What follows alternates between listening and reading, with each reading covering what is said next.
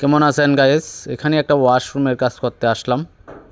আমরা কিন্তু এখানে ফিটিং করতেছি। আর টাইলসগুলো দেখছেন, এটি কিন্তু আমার হাতেই করেছি। আমি কিন্তু অলরাউন্ডার হিসেবে পরিচিত।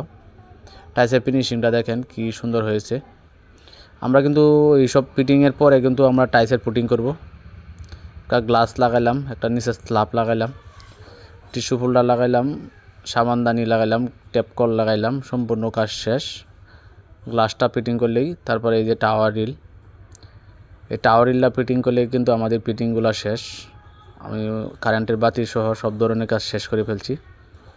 আমাদের কাজের ফিনিশিংটা কীরকম হয়েছে অবশ্যই কমেন্ট থেকে জানাবেন। আর আমি কিন্তু আপনাদের দোয়া অলরাউন্ডার হিসেবে পরিচিত। অনেক ধরনের কাজকাম করে থাকি। টাইলস, ওয়ারিংয়ের কাজ, রাজের কাজ থেকে শুরু করে সব ধরনের কাজ করে থাকি। আমাদের টাইলসের ফিনিশিংটাও দেখেন।